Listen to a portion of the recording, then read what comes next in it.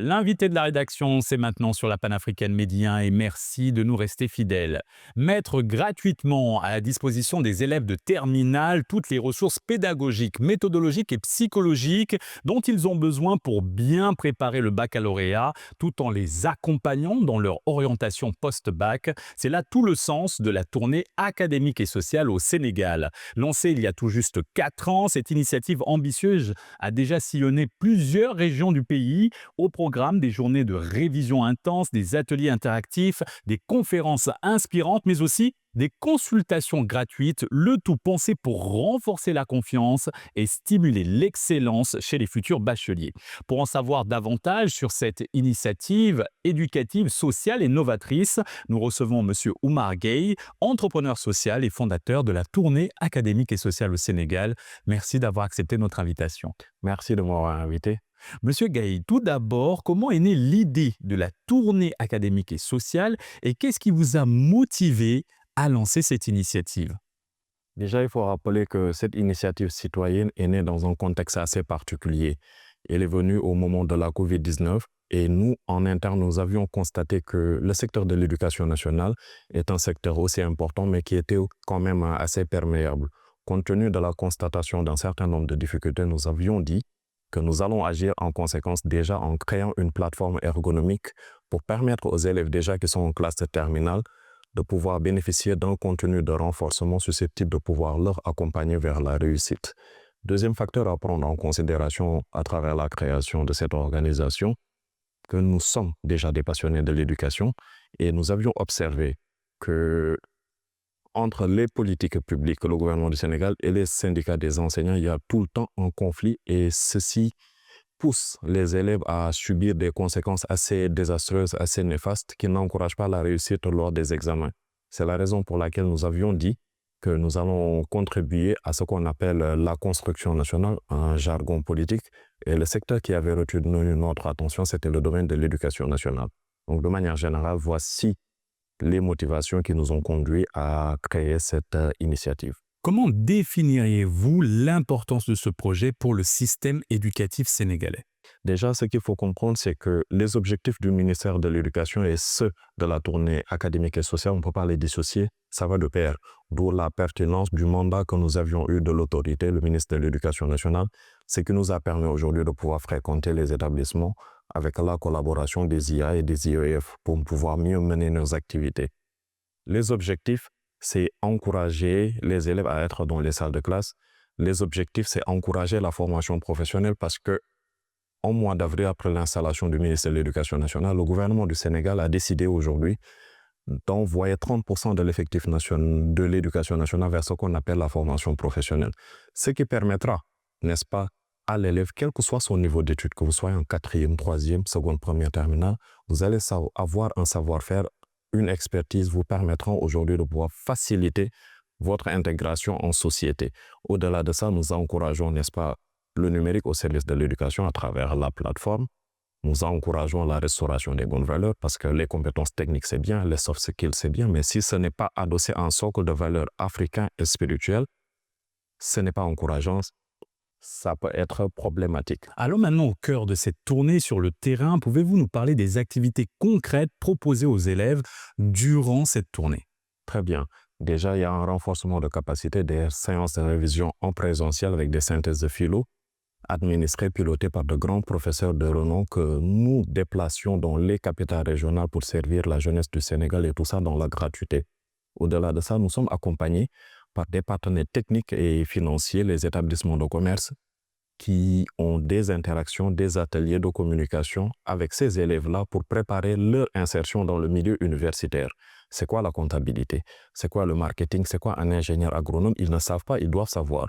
Parce que récemment, j'ai eu un entretien avec l'ambassadeur de la Colombie qui a partagé avec moi un rapport de la Banque mondiale qui dit qu'un fort pourcentage des étudiants sénégalais vont jusqu'en 5e année, parfois en 3e année, et se rendent compte que cette spécialisation-là n'est pas leur domaine de prédilection. Ils ne vont pas exceller dans ce domaine de prédilection. Et aujourd'hui, vous faites un choix de spécialisation. Ce choix-là va impacter 40 ans de votre vie. En effet, l'orientation des bacheliers est très importante pour leur futur professionnel. La tournée est-elle uniquement destinée aux futurs bacheliers ou concerne-t-elle aussi d'autres niveaux?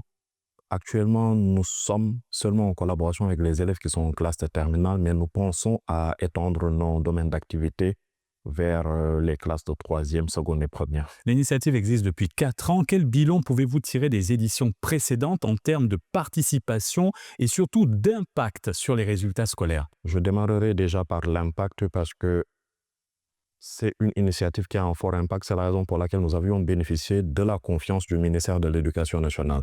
Parce que le 1er avril dernier, l'autorité avait sorti une circulaire informant que toute personne ne faisant pas partie du domaine de l'éducation nationale, pour avoir une interaction, pour avoir la possibilité de fréquenter les écoles et les élèves, doit bénéficier d'un mandat du ministère de l'Éducation nationale.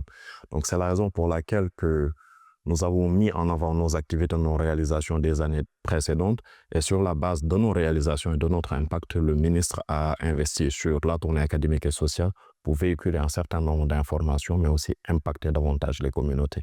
La gratuité du projet est un point fort. Comment parvenez-vous à mobiliser les ressources nécessaires sans faire payer les élèves? Vous savez, les élèves sont parfois, notamment les élèves qui ne sont pas dans les capitales régionales, parce que nous organisons dans les capitales régionales, mais nous faisons participer les élèves qui sont hors agglomération. Et ça peut être très compliqué de demander à ces gens-là de participer financièrement pour bénéficier d'une éducation de qualité. Ce que nous faisons, c'est nous rapprocher des organisations, le secteur privé, les institutions, le ministère de l'Éducation nationale, mais aussi les bonnes volontés qui cherchent tout simplement à investir dans des activités telles que l'éducation et la santé. Donc, si vous avez une plateforme, une activité, un programme rassurant, c'est des individus qui n'hésiteront pas à mettre la main, à contribuer pour qu'on puisse ensemble harmoniser nos efforts pour la réussite d'un système éducatif de qualité. Le ministère de l'Éducation nationale du Sénégal soutient cette initiative. Quelle autre institution publique vous accompagne dans ce grand projet?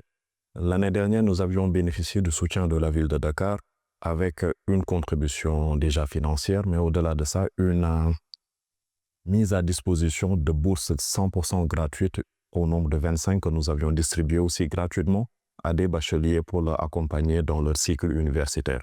La tournée académique et sociale est également un espace de sensibilisation sur d'autres thématiques touchant la jeunesse. Pouvez-vous nous en dire plus à ce sujet? Bien sûr, Vous parliez de valeurs en début d'émission. parce qu'au-delà du système éducatif, moi je me dis que la tournée académique et sociale a une attitude assez transversale et touche pas mal de secteurs d'activité. Au-delà du fait de capaciter les jeunes, les élèves qui sont en classe de terminale, nous nous intéressons à beaucoup de corporations. Nous réunissons aujourd'hui les parents d'élèves, nous réunissons les enseignants, nous réunissons des chefs d'entreprise et des entrepreneurs autour de nos activités pour leur montrer ô combien leur implication dans le processus de transformation de notre société est importante. Parce que chacun d'entre nous est né et a une mission assez particulière sur Terre. Donc nous avons une activité du nom de la reprogrammation mentale qui a 2 vocations. La première, c'est rappeler à toutes les personnes réunies autour de nos manifestations le rôle du parent, le papa, la maman. Deuxième deuxième activité à prendre en considération, c'est rappeler à l'être humain quel est son rôle, quelle est sa responsabilité face aux difficultés que traversent les compatriotes de sa localité. Donc c'est une activité, en d'autres termes, qui encourage la motivation, qui nourrit la motivation et fait de l'être humain un être assez important dans le processus de transformation de notre société. Monsieur Gay, quel mécanisme mettez-vous en place pour assurer la pérennité de cette initiative au-delà de votre engagement personnel? Au-delà de mon engagement personnel, ce que nous essayons de faire en interne, c'est de trouver des points relais dans toutes les régions du Sénégal, trouver des associations relais pour nous permettre aujourd'hui, à distance, de pouvoir véhiculer le maximum d'informations vers les communautés et faciliter toutefois notre déplacement dans ces communautés-là, dans ces milieux à desservir dans quelques mois à venir. Donc, préparer notre arrivée. Après la restitution de cette édition 2025, ce qui s'est passé est que nous nous sommes réunis, nous avons fait le constat, le diagnostic de ce qui a été réalisé, les manquements, les points à améliorer, etc., etc.